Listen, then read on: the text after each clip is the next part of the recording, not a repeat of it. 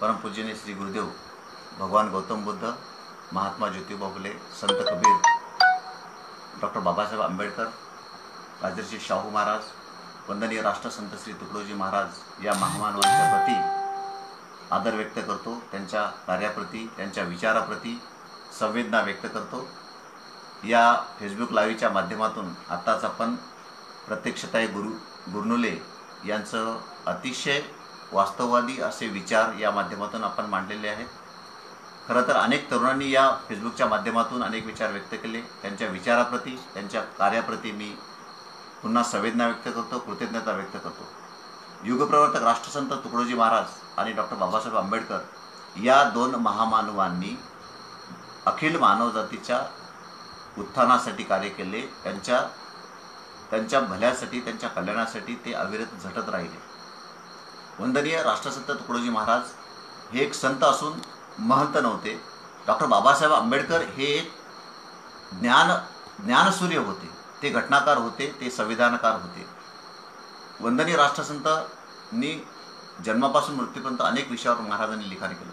Doctor Babasaheb आंबेडकरांनी सामाजिक, आर्थिक, शैक्षणिक आणि मानववंशशास्त्रावर अनेक साहित्याचं, विपुल साहित्याचं लेखन केलं। दोन्ही महापुरुषांचं जीवन जर आपण बघितलं तर ते एक बोलके सुधारक नव्हते, तर ते कर्ते सुधारक होते आणि साहित्याच्या माध्यमातून त्यांनी खूप मोठी लोकचळवळ समाजापुढे उभी केली। राष्ट्रसंत तुकडोजी महाराज आणि डॉक्टर बाबासाहेब आंबेडकर यांची भेट एका ठिकाणी भंडाऱ्याच्या ठिकाणी एकदा झाली होती आणि ज्यावेळेस बाबासाहेबांचं निधन झालं त्यावेळेस वंदनीय राष्ट्रसंतांनी एक भजन बाबासाहेबांवरती लिहिलं। धन्य भीम भगवान दलित जन तारण आए थे जग में, बड़ा किया उपकार देश पर मानव उन्नत करने में। तुम्हें मिली प्रेरणा बुद्ध से बुद्ध संग बनवाने की, मानवता की मानव में शुभ बान प्रतिष्ठा लाने की। बहुत दिन से सोच रहा था प्रभु किसको देना काम यहाँ, मिले तुम ही इस काम योग्य दूजा न देखा नाम यहाँ। वंदनीय महाराज असं म्हणतात की तुम्हें मिली प्रेरणा बुद्ध से बुद्ध संग बनवाने की। मित्रांनो, डॉक्टर बाबासाहेब आंबेडकर हे भगवान गौतम बुद्ध, महात्मा ज्योतिबा फुले आणि संत कबीर यांना आपल्या गुरुस्थानी मानित असत। आणि बाबासाहेब हे महात्मा फुल्यांकडे कसं वळले? वंदनीय महाराजांनी भजनामध्ये लिहिलं की तुम्हें मिली प्रेरणा बुद्ध से बुद्ध संग बनवाने की। म्हणून बाबासाहेब हे महात्मा फुले असतील किंवा भगवान गौतम बुद्धाकडे कसे वळले, तर विवेकानंद असं म्हणतात एका ठिकाणी की माणूस हा जन्माला येतो आणि तो पैसा, प्रतिष्ठा, पद या सगळ्यांच्या मागे धावतो आणि एक दिवस प्रकृती त्याचं शरीर जर्जर करते आणि तो घरामध्ये एका ठिकाणी बसतो आणि ज्यावेळेस कुटुंबातलं त्याला कोणी विचारत नाही आणि तो स्वतःला ज्यावेळेस प्रश्न असा विचारतो की या पैसा, पद, प्रतिष्ठा यापैकी मला काय मिळालं, तर त्याचं उत्तर नाही असं आहे। आणि म्हणून ज्या गोष्टीसाठी पागल व्हायला पाहिजे, ज्या गोष्टीसाठी पागलपण यायला पाहिजे, त्या मोक्षाकरता, त्या मुक्तीकरता कोणीही पागल होताना दिसत नाही। भगवान गौतम बुद्धांनी या मोक्षासाठी, या मुक्तीसाठी लोकांना विपश्यना आणि धर्मसाधनेच्या माध्यमातून दुःखमुक्तीचा खूप मोठा मार्ग भगवान गौतम बुद्धांनी या जगाला दिला। बुद्ध हे ज्ञानाचं प्रतीक आहे आणि धम्म म्हणजे प्रकृतीचा नियम, म्हणजे जसे पेराल तसे उगेल, आणि बुद्ध हे शांततेचं प्रतीक होतं। जाती, अंत आणि समता या दोन्हीचा विचार वंदनीय बाबासाहेबांनी भगवान गौतम बुद्धामध्ये बघितला आणि म्हणून दुःखमुक्तीच्या मार्गाचे वैज्ञानिक जनक जर कोणी असतील तर ते भगवान बुद्ध आहेत। आणि म्हणून शांतीचा मार्ग भगवान गौतम बुद्धांनी या संपूर्ण जगाला दिला आणि तोच मार्ग, तोच समता, तीच जातीअंताचा विचार डॉक्टर बाबासाहेब आंबेडकरांनी, कदाचित म्हणून बाबासाहेब आंबेडकर हे गौतम बुद्धांना आपल्या गुरुस्थानी मानले। आणि बाबासाहेब ज्यावेळेस इयत्ता 4थी उत्तीर्ण झाले आणि बाबासाहेबांच्या गावातील लोकांनी एक सत्कार सभा घेण्याचं ठरवलं आणि हे सगळा प्रस्ताव घेऊन ज्यावेळेस बाबासाहेबांच्या वडिलांकडे ते गावातील मंडळी गेली त्यावेळेस तो प्रस्ताव, त्या सत्काराचा जो प्रसंग आहे तो घेण्याचा बाबासाहेबांच्या वडिलांनी तो प्रस्ताव धुडकारला की हा मुलगा पुढे शेपारेल वगैरे वगैरे असं बाबासाहेबांच्या वडिलांचं म्हणणं होतं। आणि मग पुढे तरी गावकरी मंडळी थांबली नाही, तर बाबासाहेबांचे वडील जे होते त्यांचे जे मित्र होते कृष्णाजी अर्जुन केळुस्कर नावाचे, त्या वडिलांकडे ही सगळी मंडळी गेली आणि तो प्रस्ताव घेऊन ज्यावेळेस वडिलांकडे गेले आणि त्या प्रस्तावाला मान्यता मिळाली, तर मित्रांनो बाबासाहेब बुद्धांकडे कसं वळले, तर नंतर बाबासाहेबांच्या सत्काराचा कार्यक्रम त्यांच्या गावामध्ये झाला. इयत्ता 4थ्या वर्गाचा हा वृत्तांत आहे. आणि सत्काराचा कार्यक्रम झाला. कृष्णाजी अर्जुन केळुसकर जे बाबासाहेबांच्या वडिलांचे मित्र, त्यांनी त्या समारंभाच्या अध्यक्षस्थान बसत असताना बाबासाहेबांना एक गौतम बुद्धाचं पुस्तक त्यावेळेस भेट द्यायला लागलं. म्हणजे बाबासाहेबांच्या वरती लहानपणापासून जे विचार रुजवायला गेले ते गौतम बुद्धांचे विचार होते, तो शांतीचा विचार होता. म्हणून बाबासाहेब या मार्गाला वळले. समतेचा विचार होता म्हणून बाबासाहेब या मार्गाला वळले असं आपल्याला म्हणावं लागेल. आणि एवढंच नव्हे तर बाबासाहेबांच्या व्यक्तिमत्वाची जडणघडण जर आपण बघितली, बाबासाहेबांचे व्यक्तिमत्व, बाबासाहेबांचे वडील जे होते ते कबीरपंथी होते. मूर्तिपूजा मानू नये, परंतु तरीही गणेशाची पूजन हे बाबासाहेबांच्या घरामध्ये होत होतं. आणि एवढंच नाही तर रामायण महाभारत याचं वाचन, कबीराचे दोहे हे बाबासाहेबांच्या लहानपणी हे त्यांच्या घरामध्ये होत असत. आणि हे संस्कार, रामायण महाभारताचे हे संस्कार, कबीराचे हे संस्कार, गौतम बुद्धाचे हे संस्कार हे बाबासाहेबांच्या लहानपणापासून त्यांच्या वडिलांनी त्यांच्यावरती केलेले होते. परंतु एवढं सगळं असूनही बाबासाहेब हे लहानपणापासून प्रखर बुद्धिमत्तेचे आणि प्रखर चिकित्सक वृत्तीचे दिसतात. आणि बाबासाहेब वडिलांना त्यावेळेस असं विचारतात की रामायण आणि महाभारत जे आहे ते केवळ ब्राह्मण आणि क्षत्रियांना उच्च स्थानी मानून शूद्र जे आहेत त्यांची निंदा करणारं किंवा त्यांना कमी लेखणारं हे जे काव्य आहेत, या काव्यांचा उदो कशासाठी करायचा असा प्रश्न बाबासाहेबांनी त्यांच्या वडिलांनी केला. त्यावेळेस बाबासाहेबांच्या वडिलांनी दिलेलं उत्तर समर्पक आहे की जरी ही काव्ये या पद्धतीने जरी असली तरी आपण ज्या जातीमध्ये जन्माला आलो त्या जातीमधला न्यूनगंड तुमच्यामध्ये राहू नये म्हणून ह्या काव्याचा अभ्यास करायचा आहे. आणि ही काव्ये जी आहेत, रामायण महाभारत ही जी काव्य आहेत, ही काव्य न्यूनगंड कमी करण्याचं काम करतात. आणि म्हणून या काव्याचं वाचन खरं तर आपण केलं पाहिजे. आणि म्हणून बाबासाहेब असं म्हणायचे की मला कर्ण, वाल्मिकी किंवा भीष्म ही सगळी महाभारतामधली जी काही व्यक्तिरेखा जी आहे, जे युगपुरुष आहे, ही मला कुठल्याही प्रकारचे मला त्याच्यावरती विश्वास नाही. आणि म्हणून बाबासाहेबांच्या वडिलांनी रामायण महाभारताचे संस्कार बाबासाहेबांच्या, आणि म्हणून बाबासाहेबांच्या व्यक्तिमत्वाचं जडणघडण जी आहे ती या पद्धतीनं झाली होती. म्हणून वंदनी महाराजांचा विचाराकडे आपण जाऊ की बाबासाहेबांच्या विशेषत्वानं असं सांगावं असं वाटतं की बाबासाहेबांच्या तिन्ही गुरूंचा हा ग्रामगीतेमध्ये संदर्भ आहे. याला कुठला योगायोग असा म्हणावा.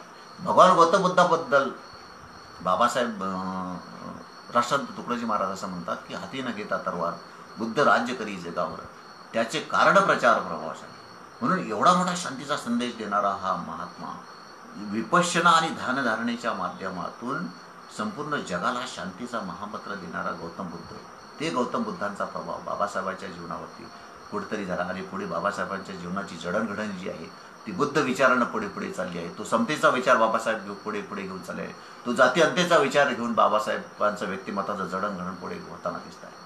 दुसरे जे बाबासाहेबांचे जे गुरु आहेत, महात्मा फुले विषयी राष्ट्रसंत तुकडोजी महाराज असं म्हणतात की लाख बोलक्या हुनी थोर तोच माझा कर्तव्य.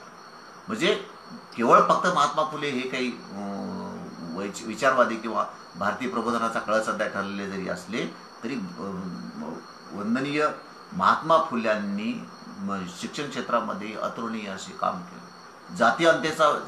जातीभेद निर्मूलनासाठी त्यांनी काम केलं. अस्पृश्यतेसाठी त्यांनी महात्मा फुल्यांनी काम केले. शिक्षण क्षेत्रामध्ये पहिली मुलींची शाळा काढून एक शिक्षणाची खूप मोठी मुहूर्तमळी या उभय दाम्पत्याने लिहिली. आणि म्हणून बाबासाहेबांवरती या विचारांचा प्रभाव, महात्मा फुल्यांच्या विचारांचा प्रभाव दिसतो आहे.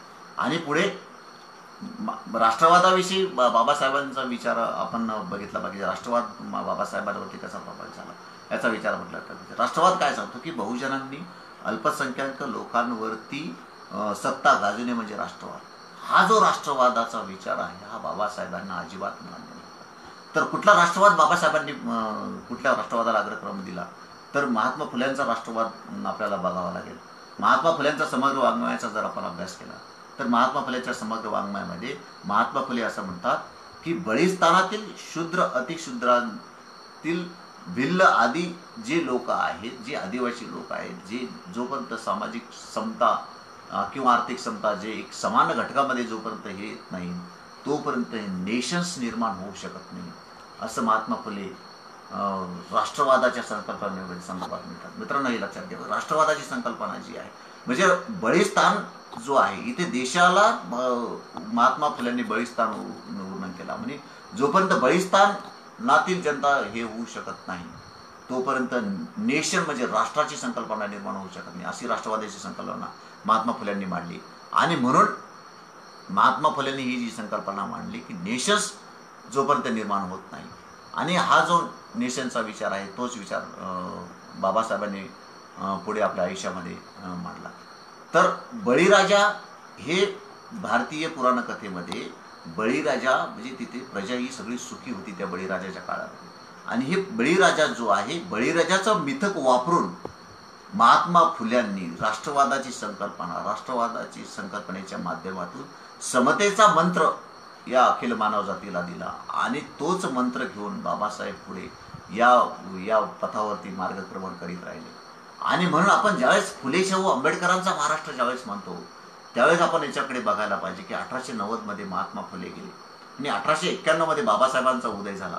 1890च्या अगोदरच्या कालखंडामध्ये महात्मा फुलेंनी राष्ट्रवादाची ही जी संकल्पना मांडली, राष्ट्रवादाची समतेचा हा जो संकल्प मांडला, तोच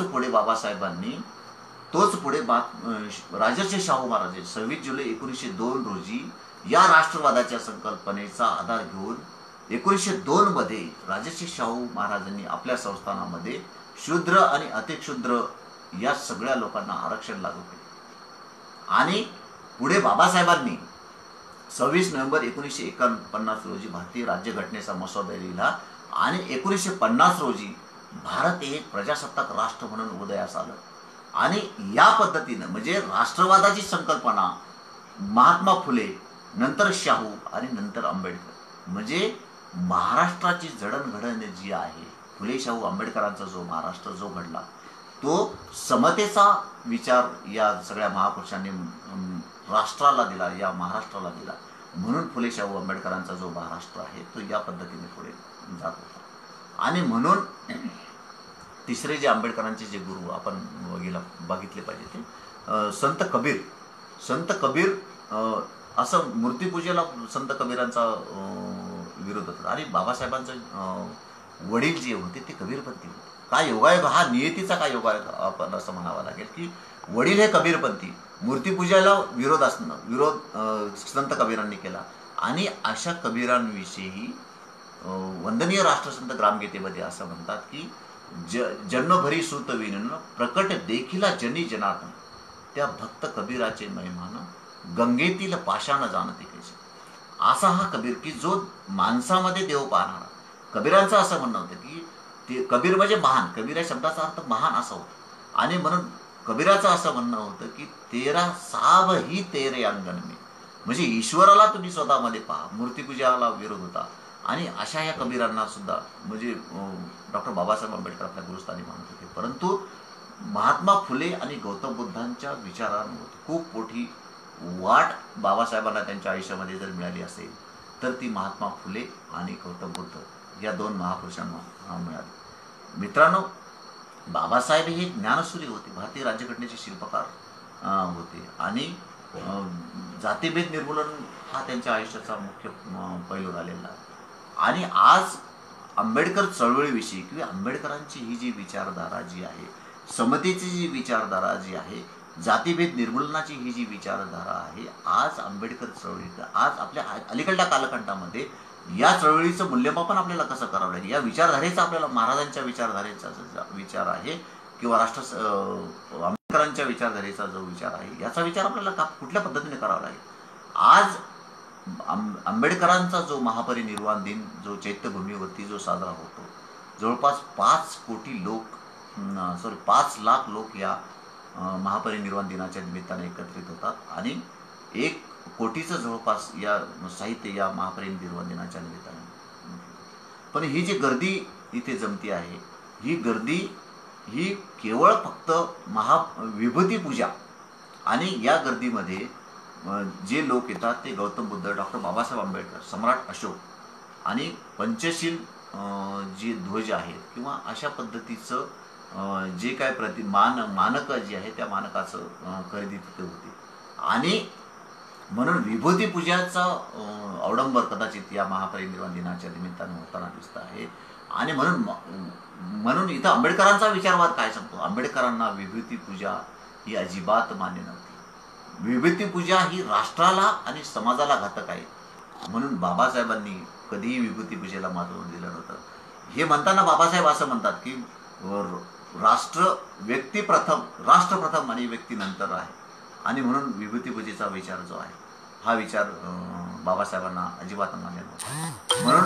म्हणून बाबासाहेबांचं हे जे व्यक्तिमत्व जे आहे, बाबासाहेबांची ही जी विचारधारा आहे, याविषयी नरहर कुरुंदकर असं म्हणतात की मला बाबासाहेबांना पूजनीय म्हणताना कुठलेही कमीपणा वाटत नाही. म्हणजे मित्रांनो, एवढं बाबासाहेबांचं कार्य हे मोठं होतं. आणि त्याही पलीकडं एन शिवराज एक नावाचे व्यक्ती श्रद्धांजली अर्पण करताना बाबासाहेबांना असं म्हणतात की मृत आंबेडकर हे जिवंत आंबेडकरापेक्षा अधिक प्रखर असतील. म्हणजे बाबासाहेब गेल्यानंतरही सुद्धा बाबासाहेबांचे विचार जे आहे या बहुजन चळवळीमध्ये अधिक प्रगल्भतेनं ते जायला पाहिजे. आज आंबेडकर चळवळींचा विचार जर आपण केला तर आंबेडकर चळवळी ह्या अस्मितेच्या राजकारणाकडे कुठेतरी जाताना दिसत आहे. म्हणून आणि चैत्यभूमी असेल किंवा बाबासाहेबांचं स्मारक जे आता होऊ घातलं हिंदू मिल स्मारकावरती बाबासाहेब, हे निश्चितच स्वातंत्र्य समता बंधुताचं प्रतीक आहे आणि त्या प्रतीकाकडे आपण बघितलं पाहिजे. परंतु बाबासाहेबांचा जो शोषणाविरुद्धचा विचार जो आहे तो विचार आपण त्याला मागं टाकता कामा नये. केवळ विभूती पूजेकडे आपण जाता कामा नये. आणि हा जो विचार आहे पुढे राष्ट्रवाद किंवा जाती संस्था निर्मूलन जो आहे आणि आंबेडकरवाद आणि मार्क्सवादाकडे आपल्याला बघावं लागेल. आंबेडकरवाद काय सांगतो. आंबेडकरवाद हा असा आहे की जात ही या राष्ट्राला लागलेली खूप मोठी कलंक आहे असं बाबासाहेबांचं म्हणणं होतं की जातीच्या आधारावर तुम्ही कुठलंही काम जरी केलं तर ते पूर्णत्वास होणार नाही, त्याच्यामध्ये कुठलंही यश तुम्हाला येणार नाही असं बाबासाहेबांचं म्हणणं होतं. आणि बाबासाहेबांना शोषणमुक्त समाज जो आहे, म्हणजे शोषणमुक्त समाज तर समाजातील लोकांची मनं वळवून तिथे शोषणमुक्त समाज निर्मिती करणे आणि जाती व्यवस्था जी आहे हा जाती व्यवस्था ही समाजाचं शोषण करते असं बाबासाहेबांचं म्हणणं होतं. आणि मार्क्सवाद आंबेडकरवाद आणि मार्क्सवाद हे दोन्ही याचा कधीही संगम होऊ शकला नाही. मार्क्सवादाचं असं काय म्हणणं होतं की मार्क्सवाद दोन्हीचे जरी विचारसरणी एक जरी असले तरी दलितांचं शोषण थांबवलं पाहिजे हा आंबेडकरवाद आणि मार्क्सवादाचा पाया जरी असला तरी आंबेडकरवाद जो आहे हा सामाजिक परिवर्तन शांतीच्या माध्यमातून, समतेच्या माध्यमातून शोषणमुक्त समाजाची निर्मिती. आणि मार्क्सवादाचा विचार होता की त्याकरता रक्त साठायचं काम जरी पडलं तरी हरकत नाही. म्हणजे रक्तक्रांती जी आहे ही या मार्क्सवादाला अपेक्षित होती. प्लेटोचं असं म्हणणं होतं की एक सुसंघटित समाज निर्माण करणं, एक सद्गुणी माणूस निर्माण करणं, शांततेच्या मार्गाने सद्गुणी माणसाची निर्मिती करणं म्हणजे क्रांती होती. वंदनीय राष्ट्रसंतांचा क्रांतीचा विचार आपण जर बघितला, सामाजिक क्रांतीचा विचार जर बघितला की समाजाचा विचारधारेला अनुसरून समाजाचं परिवर्तन करणे म्हणजे थोडक्यामध्ये क्रांती. तोही शांततेचा मार्ग वंदनीय महाराजांच्या विचारामध्ये दिसतो आहे. आणि हा जो क्रांतीचा विचार जो आहे हे आंबेडकरवादाचा विचार आहे. पुढे या आंबेडकरवाद आणि मार्क्सवादाच्या धर्तीवरती या आंबेडकरांच्या विचारसरणीमध्ये दोन वाद निर्माण झाले आणि दोन पंथ निर्माण झाले. साहित्याच्या माध्यमातून ते चव्हाट्यावरती आले. आणि आंबेडकरांचं साहित्य जे आहे, आंबेडकरांचं साहित्य हे प्रत्यक्ष जीवनातून पुढे निर्माण झालेलं आहे. मार्क्सवाद हे साहित्य हे सिद्धांतावातून निर्माण झालेलं आहे. वामनदादा कर्डकांचं आपण जर बघितलं, वामनदादा कर्डक हे दलित साहित्याचे पुरस्कर्ते होते, आंबेडकरवादाचे पुरस्कर्ते होते. मानसात इथे तुझे गीत गावे, असे गीत गावे तुझे हित व्हावे, तुझ्याच भुगेचे कोडे उलगडावे, तुझे दुःख सारे गळून पडावे, एकाने हसावे लाखाने रडावे, जुने सारे सारे ते उरुनी जावे. म्हणजे हा जो विचार आहे की हा माणसाच्या दुःखाचं निरहरण करण्याचा विचार जो आहे, दुःखमुक्तीचा मार्ग जो आहे, समतेचा मार्ग जो आहे, हा विचार आंबेडकर साहित्यामध्ये दिसतो आहे. आंबेडकर विचारामध्ये हा दिसतो आहे की माणसात तुझे इथे गीत गावे, असे गीत गावे तुझे हित व्हावे. हा जो विचार, तुझ्याच भुकेचे कोडे उलगडावे, तुझे दुःख सारे गळून पडावे. केवढा मोठा हा विचार की हा जो आंबेडकरांचा विचार आहे की शांततेच्या मार्गाने जातीय व्यवस्थेचं निर्मूलन करून जो विचार आहे तो विचार जो आहे तो आंबेडकरवादाचा सांगतो. आणि म्हणून आंबेडकरांनी गौतम बुद्धांचा किंवा महात्मा फुलेंचा एक सैद्धांतिक आणि आंबेडकरांचं किंवा महात्मा फुलेंचं जीवन जे तत्वदर्शन आहे हे प्रत्यक्ष अनुभवातून निर्माण झालेलं आहे. म्हणून बाबासाहेबांच्या वाट्याला जे जीवन आलं त्याच्याकडे आपल्याला बघितलं पाहिजे. ज्यावेळी बाबासाहेब हे आपल्या वडिलांकडे भावंडासहित ज्यावेळेस गेले आणि एक प्रसंग बाबासाहेबांच्या जीवनातला मला इथे आठवतो की आणि ते त्या गाडीमधून बैलगाडीमधून ज्यावेळेस ते जात होते साताऱ्याच्या बाजूला कुठेतरी असलेल्या गावामध्ये, तर गाडीवान त्यांना विचारतो असं की तुम्ही कुठले मुलं, कुणाची मुलं? तर त्यावेळेस ते सांगतात आम्ही आंबेडकरांची. म्हणजे तुम्ही महार, तुम्ही दलित, असा तो गाडीवान त्याला म्हणतो. आणि तो गाडीच्या खाली उतरतो आणि बाबासाहेबांनी त्यांना सांगतो की आणि खूप विनवणी करून बाबासाहेबांच्या लहानपणी हा प्रसंग घडतो आहे. आणि तो त्याला प्रत्यक्ष जातीचे जे आरोप आहेत ते जातीचे आरोप बाबासाहेबांना तिथे सहन करावे लागतात. एल्फिस्टन हायस्कूलमध्ये बाबासाहेब शिकत असताना बाबासाहेबांवरती ज्यावेळी बाबासाहेबांचे शिक्षक त्यांना विचारतात की हे गणित कोणी सोडू शकेल का, त्यावेळेस बाबासाहेब उभे राहतात आणि ते मी हे गणित सोडू शकतो असं बाबासाहेब म्हणतात. त्यावेळेस ज्यावेळेस बाबासाहेब हे फळ्याच्या रोखांना जातात आणि गणित सोडवण्यासाठी जातात त्यावेळेस वर्गातली सगळी मुलं अशी उभी राहतात आणि सरांना म्हणतात सर थांबा, फळ्याच्या मागे आमचे डबे आहेत. आणि ज्यावेळेस आंबेडकर ज्यावेळेस फळ्याजवळ जाईल त्यावेळेस फळ्याचा स्पर्श हा डब्याला होईल, डब्याचा स्पर्श हा अन्नामध्ये होईल आणि अन्न विटाळेल. म्हणजे मानखंडनेचे असे कितीतरी प्रसंग बाबासाहेबांच्या वाट्याला आले. जातीवाचक असे कितीतरी प्रसंग बाबासाहेबांच्या जीवनामध्ये आले. आणि म्हणून बाबासाहेबांच्या बालपणी ही जर प्रसंग येत असतील आणि म्हणून पुढे बाबासाहेब हे जातीचं व्यवस्था निर्मूलनाकडे ज्यावेळेस जातात आणि जात ही एक राष्ट्रीय आपत्ती आहे असं बाबासाहेबांचं म्हणणं. आणि गांधीजींचा विचार आपण जर बघितला तर जाती व्यवस्थेविषयी जर गांधीजींचा विचार आपण बघितला तर गांधीजींचं असं म्हणत की जातीचं उगम मला माहीत नाही, परंतु जात ही आध्यात्मिक आणि राष्ट्रीय विकासामध्ये फार मोठी अडचण ठरते असं महात्मा गांधी असं म्हणत असत. आणि बाबासाहेबांनी सुद्धा जाती व्यवस्था निर्माणासाठी की जातीच्या आधारावर तुम्ही कुठले काम करू शकत नाही. आणि म्हणून कदाचित पुढे बाबासाहेबांनी धर्मक्रांती जी केली 14 ऑक्टोबर 1956 रोजी बाबासाहेबांनी जी मी हिंदू म्हणून जन्माला आलो तरी हिंदू म्हणून मरणार नाही असं बाबासाहेबांनी 14 ऑक्टोबर 1956 मध्ये अशा प्रकारची घोषणा केली. आणि म्हणून धर्मांतर केलं बाबासाहेबांनी, त्याला पर्याय दिला की राज्यघटना बाबासाहेबांनी पुढे तिथे दिली. आणि बौद्ध धर्माचा विचार जो आहे, शांतीचा विचार जो आहे तो बाबासाहेबांनी दिला. धर्मक्रांतीच्या माध्यमातून बाबासाहेबांनी काय दिलं तर राज्यघटना जी निर्माण केली ती की सामाजिक जीवनाची आचारसंहिता तिथे निर्माण केली. आणि म्हणून राज्यघटना लोकशाहीवादी विचार बाबासाहेबांनी दिले. राज्यघटनेच्या उद्देशपत्रिकेचं जर आपण अवलोकन केलं स्वतंत्र, समता, बंधुता, आम्ही भारताचे लोक सार्वभौम समाजवादी धर्मनिरपेक्ष लोकशाही गणराज्य टिकवण्यासाठी हा जो विचार आहे उद्देशपत्रिकेमध्येच हे सगळं आलेलं की धर्मनिरपेक्षतावादी विचार म्हणजे हे धर्मनिरपेक्ष एक वैश्विक मान्य मूल्य आहे. आणि हा विचार जो आहे की स्वतंत्र, समता, बंधुत्वाचा विचार बाबासाहेबांनी दिला. एक वैश्विक मान्य मूल्याचा विचार बाबासाहेबांनी दिला. लोकशाहीची व्याख्या जी अब्राहम लिंकननी लोकशाहीची व्याख्या जी केली की अत्यंत संकुचित व्याख्या बाबासाहेबांचं असं म्हणणं की लोकांनी लोकांसाठी चालवलेले राज्य म्हणजे लोकशाही असं अब्राहम लिंकनच्या व्याख्या लोकशाही संदर्भात. परंतु ही अतिशय बाबासाहेबांना ही अजिबात मान्य नव्हतं. बाबासाहेबांनी लोकशाहीची व्याख्या काय केली तर सामाजिक आणि आर्थिक परिवर्तन हे रक्तविहीन परिवर्तन रक्त केल्या जाईल समाजामध्ये असे जे विचार आहेत, जी शासन व्यवस्था जी आहे ती लोकशाही. म्हणजे समाजाचं परिवर्तन जे आहे आर्थिक परिवर्तन असेल किंवा सामाजिक परिवर्तन जे असेल ते परिवर्तन हे रक्तविहीन झालं पाहिजे. आणि ही जी शासन व्यवस्था आहे तो लोकशाहीचा विचार आहे. समाजातील सगळ्या घटकांना एका प्लॅटफॉर्मवरती आणण्याचा विचार जो आहे तो लोकशाहीचा विचार आहे. गौतम बुद्ध एका ठिकाणी असं म्हणतात की समदृष्टी समाधान म्हणजे समाजातल्या सगळ्या घटकांकडे ज्यावेळेस आपण एका सारख्या नजरेने पाहतो त्यावेळेस समाजातले सगळे घटक हे एका शांततेच्या मार्गाने आणणार.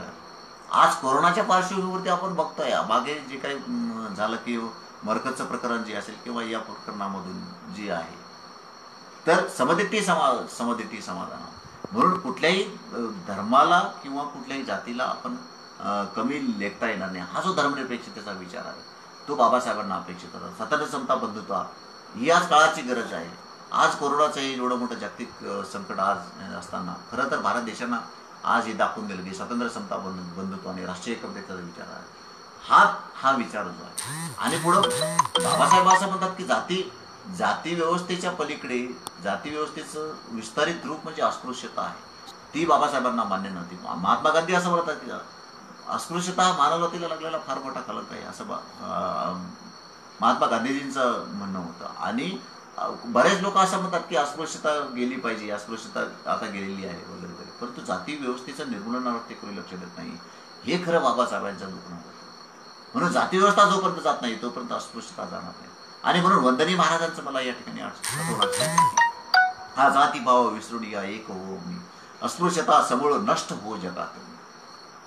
म्हणून वंदनीय महाराजांनी अस्पृश्यता निवारणासाठी काम केलं. जाती व्यवस्थेत या भारतात बंधुभाव नित्य वसुदे देव रचित, हे सर्व पंथ संप्रदाय एक दिसू दे, मतभेद हे हा समतावादी विचार महाराजांचा, मानवतावादी विचार जो आहे महाराजांचा. आणि म्हणून महाराज त्या भजनामध्ये पुढे असं म्हणतात की अब जाग गए जिन जातीन में संत हुए पर दुजे न देखे यहाँ, आणि तुम्हें मिली प्रेरणा बुद्ध से बुद्ध संघ बनवाने की, जाग गया बुद्ध संघ कन कन में, संविधान को सही दिशा दी भ्रांत जीव तारेला, अब आया है साम्य योग यह बता दिया तूने सबको, प्रबुद्ध करने जनता सारी बुद्ध को जो तूने चिना. म्हणजे महाराजांनी डॉक्टर बाबासाहेब आंबेडकरांच्या जीवनावरती या पद्धतीने लिहावं. केवढा मोठा हा महाराजांचा, वंदनीय महाराजांचा मोठेपणा याच्यामध्ये दिसतो. आणि पुढे आंबेडकर चळवळी असतील किंवा मानखंडणीचे, बाबासाहेबांची आर्थिक परिस्थिती जर आपण बघितली तर बाबासाहेब ज्यावेळेस शिक्षणासाठी होते आणि बाबासाहेबांचा विवाह झालेला होता.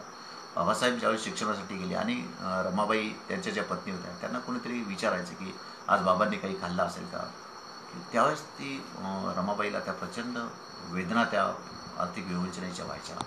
आणि रमाबाई ह्या करायच्या काय तर रमाबाई ह्या पदरावर डोळे पुसायच्या आणि आपल्याला काही करता येईल का, आपला पती शिकतो आहे, आपल्याला काही करता येईल का हे बघायचं. तर रमाबाई ही करायची काय, रमाबाई पदरानं डोळे पुसायच्या आणि गुरांच्या शेणाच्या सेन जमा करायचं आणि त्याच्या गोऱ्या करायच्या, त्या गोऱ्या विकायच्या आणि ते पैसे, त्यातून आलेले पैसे बाबासाहेबांच्या शिक्षणासाठी पाठवायचे. म्हणजे मित्रांनो, बाबासाहेबांची ज्ञानाची भूक आणि आर्थिक विवंचना, सामाजिक शोषण जे आहे हे कोणत्या पद्धतीने चाललं होतं याचा विचार आम्ही केला पाहिजे. परंतु बाबासाहेबांमध्ये प्रचंड तेनिक होती. ते ज्ञानसूर्य का म्हटले, त्यांना त्याची ज्ञानाची भूक प्रचंड होती. आणि म्हणून खरं तर बाबासाहेब होते म्हणून खरं तर भारतीय राज्यघटना आपल्याला मिळू शकते. एक साहित्य संमेलनाचे अध्यक्ष, मागच्या साहित्य संमेलनाचे फ्रान्सिस दिब्रिटो असं म्हणतात की माझ्या हातामध्ये एका हातामध्ये भारतीय संविधान, एका हातामध्ये जर भगवद्गीता जर असेल तर आपण चांगल्या पद्धतीचं जीवन जगू शकतो. एवढं मोठं राज्यघटनेचं महत्त्व ते निर्माण करतात. आणि म्हणून पुढे बाबासाहेबांनी मनुस्मृतीचं दहन केलं. 25 डिसेंबर 1927 रोजी मनुस्मृती दहन केलं. ती मनुस्मृतीचं दहन बाबासाहेबांनी का केलं तर रतिपत्र फुलादारा, केवळ संभोग सुख आणि पुत्रप्राप्ती असं वर्णन करणारा हा जो ग्रंथ आहे, हा ग्रंथ म्हणून बाबासाहेबांनी, आणि असे अनेक विषय स्त्रियांच्या शोषणाचे विषय मनुस्मृतीमध्ये असतील, तर म्हणून बाबासाहेबांनी मनुस्मृतीचं दहन एकदाच केलं आणि तो त्यांच्या महाडला त्यांनी ते दहन केलं आणि तो त्यांच्या चळवळीचा आरंभबिंदू होता. नंतर बाबासाहेबांनी पुन्हा कधीही मनुस्मृतीचं दहन केलं नाही. म्हणून आज 25 डिसेंबर आले की आंबेडकरवादी चळवळी किंवा आंबेडकरांच्या जे काही अनुयायी असतील त्यांनी केवळ दरवर्षी 25 डिसेंबरची वाट पाहायची आणि मनुस्मृतीचं दहन करायचं. पण आपण हे विसरता कामा नये की बाबासाहेबांनी एकदाच फक्त मनुस्मृतीचं दहन केलं, नंतर त्यांनी पर्याय मनुस्मृतीचं दहन केल्यानंतर त्यांनी पर्याय समाजापुढे दिले. त्यांनी राज्यघटना दिली, बुद्धांचा विचार दिला, जाती संस्था निर्मूलनासाठी त्यांनी काम केलं, हा विचार पुढे दिला. पुढे आपण जसं पुढे जाऊ आणि फुले शाहू आंबेडकर असं जे म्हणतात, फुले किंवा शाहू आंबेडकर शाहू महाराजांचा जो खूप मोठा वाटा बाबासाहेबांच्या जीवनामध्ये 1920ला जी माणगाव परिषद झाली की आणि 1920मध्ये रायगड जिल्ह्यामध्ये असलेलं माणगाव, तिथे पहिली अस्पृश्यतेची बहुतेक ती परिषद असावी, तिला माणगाव परिषद म्हणून जी आहे, सार्वजनिक जीवनामध्ये पहिल्यांदा बाबासाहेबांचा प्रवेश जो झाला असेल तो शाहू महाराजांच्या प्रेरणेने झाला, तो माणगावला झाला 1920मध्ये. आणि बाबासाहेबांवरती खूप मोठी जबाबदारी शाहू महाराजांनी दिली की शेवटी माझ्या दलित बांधवांचं काय, हा विचार घेऊन तुम्ही पुढे चला आणि या सगळ्या दलित शोषित वर्गासाठी तुम्हाला काम करायचं आहे. आणि सार्वजनिक जीवनामध्ये प्रथमतः बाबासाहेब तिथून आले. आणि नंतर बाबासाहेब चैत्यभूमीवरती असताना शाहू महाराज एकदा बाबासाहेबांच्या भेटीला गेले आणि कुणीतरी त्यांना सांगितलं की कोल्हापूरचा राजा छत्रपती शाहू आपल्या भेटीसाठी येतो आहे. बाबासाहेबांचा त्यावरती विश्वासच बसेना. त्यावेळेस आणि शाहू महाराज बाबासाहेबांना भेटले आणि शाहू महाराजांनी आपल्या जवळचा आणलेला हार बाबासाहेबांच्या गळ्यामध्ये टाकला आणि याचसाठी मी आला होतो म्हणून बाबा तुम्ही एकदा कोल्हापूरला या, मला तुमची मिरवणूक काढायची आहे, असं म्हणून शाहू महाराजांनी बाबासाहेबांना कोल्हापूरला येण्याचं आमंत्रण दिलं. आणि बाबासाहेब एकदा कोल्हापूरला निघाले आणि बाबासाहेब ज्या सातारच्या रस्त्यानं जाणार होते तिथे राजघराण्यातले लोक रस्त्यांवरती आले की बाबासाहेब जाणार. म्हणजे विद्येच्या बळावरती एक मोठा दलित समाजातला एक व्यक्ती किती मोठा होऊ शकतो हे बाबासाहेबांनी तिथे दाखवून दिलं. आणि बाबासाहेब कोल्हापूरला गेले. शाहू महाराजांनी भव्य मिरवणूक तिथे बाबासाहेबांची काढली. आणि हा जो विचार आहे फुले शाहू आंबेडकर किंवा शाहू आंबेडकर हा जो संबंध आहे, या विचारधारेवरती आज महाराष्ट्र टिकून आहे. आणि म्हणून बाबासाहेब असतील किंवा वंदनीय राष्ट्रसंत तुकडोजी महाराज असतील, आज खरं तर या काळामध्ये खूप मोठी गरज, आणि फक्त बोलून होणार नाही तर आपल्याला प्रत्यक्ष तिथं या विचारधारेचा आपल्या दैनंदिन जीवनामध्ये अंगीकार करावा लागेल. बाबासाहेब हे एवढे मोठे होते आणि म्हणून बघा बाबा 3 महामानवाच्या अंत्ययात्रा ज्या आहेत ह्या खूप मोठ्या महाराष्ट्रामध्ये आज अंत्ययात्रा ज्यावेळेस निघाली त्यामध्ये महात्मा फुले ज्यांचं पुण्यामध्ये निधन झालं, नंतर लोकमान्य टिळक आणि तिसरे जे आहेत ते डॉक्टर बाबासाहेब आंबेडकर, या महामानवाच्या अंत्ययात्रा आणि असंख्य लाखो लोकांच्या उपस्थितीमध्ये एवढी मोठी लोकप्रियता, एवढं मोठं काम बाबासाहेबांनी, महात्मा फुल्यांनी आणि लोकमान्य टिळकांनी केलं होतं. बाबासाहेबांच्या अंत्ययात्रेला 10 लाख लोक उपस्थित होते आणि दुसऱ्या दिवशी ज्यावेळेस बाबासाहेबांची शोकसभा ज्यावेळेस झाली त्यावेळेस 6 लाख लोक या शोकसभेला असावे. यावरून बाबासाहेबांची लोकप्रियता किंवा बाबासाहेबांचं कार्य हे लक्षात यावं. अलीकडच्या काळामध्ये अशी एवढी मोठी अंत्ययात्रा कदाचितच किंवा बाळासाहेब ठाकरेंच्या अलीकडच्या काळामध्ये जी अंत्ययात्रा आहे तर ही एवढी मोठी अंत्ययात्रा बाबासाहेबांची निघाली. आणि म्हणून मी पुन्हा आकाश आमटे असतील किंवा ज्यांनी या माध्यमातून आपल्याला विचार व्यक्त करण्याची संधी दिली आणि असंख्य जी तरुण आहेत, खूप मित्रांनो, खूप चांगल्या चळवळीमध्ये तुम्ही आहात आणि ही चळवळ आपल्याला इथे थांबवायची नाही तर हा आपल्या या चळवळीचा खूप मोठा आरंभबिंदू असेल. आणि आपण हे सगळं काम करत असताना वंदनीय राष्ट्रसंतांचं काम असेल किंवा बाबासाहेबांचं असेल किंवा अनेक महापुरुष असतील, म्हणजे महाराजांनी एकदा असं विचारलं गेलं की तुम्ही राष्ट्रीय सेवक संघाच्या कार्यक्रमामध्ये जाता, इतर धर्माच्या कार्यक्रमामध्ये जाता किंवा वेगवेगळ्या कार्यक्रमामध्ये जाता, त्यावेळेस बाबासाहेबांनी किंवा गांधीजी सोबतही बाबासाहेब राहिले पण गांधीजींविषयी महाराजांनी कधी गांधीजींना असं सांगितलं होतं की मी तुमच्या चळवळीमध्ये मी तुम्हाला वेळोवेळी मदत करेल, मी पूर्णतः तुम्हाला वेळ देऊ शकणार नाही, असं राष्ट्रसंतांनी महात्मा गांधींना स्पष्टपणे सांगितलं होतं. आणि म्हणून ज्यावेळेस महाराजांना असं कुणीतरी म्हटलं की तुम्ही या राष्ट्रीय स्वयंसेवक किंवा त्या याच्या कार्यक्रमामध्ये, त्यावेळेस राष्ट्रसंतांनी स्पष्टपणे सांगितलं की जो जो चांगला विचार आहे तो विचार मी घेतो. मी हिंदू महासभा असतील किंवा या सगळ्या जे चांगल्या ज्या पंथाचे किंवा धर्माचे चांगले विचार असतील ते धर्म म्हणजे राष्ट्रसंतांचा धर्म काय सांगतो की मानवता धर्म जो आहे की समाजाची धारणा म्हणजे समाजाला ज्या पद्धतीनं द्यायचं आहे ती धारणा म्हणजे धर्म, असं मानवता धर्म. मानवता आहे पंथ मेरा इन्सानियतेचा पक्ष मला सबकी भलाई हाच विचार आहे. शेवटी मानव कुठलाही असो, महापुरुष ही कुठल्या जाती ची मालमत्ता नाही. म्हणून हा विचार मित्रांनो आपण पुढे नेऊया आणि आपण खरंच या चळवळीला खूप मोठ्या प्रमुख स्थानावरती पोहोचू.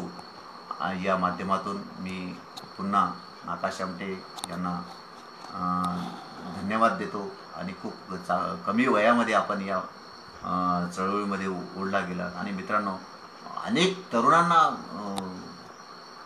तरुण असूनही रक्त ना उसळे नवजवान तुझं म्हणावे कसे, हे जे महाराज आओ आओ जवान रखो भारत की शान, तुमरी सेवा से होगा जमाने का मान, झूठे न बोलो चुगली न चोलो, नेकी से अपने जीवन को तोलो, तो ऊंचा उठेगा सारा जहां. आज खरं देशाला तरुणांची गरज आहे. आज खरं देशाला या विचारधारेची गरज आहे.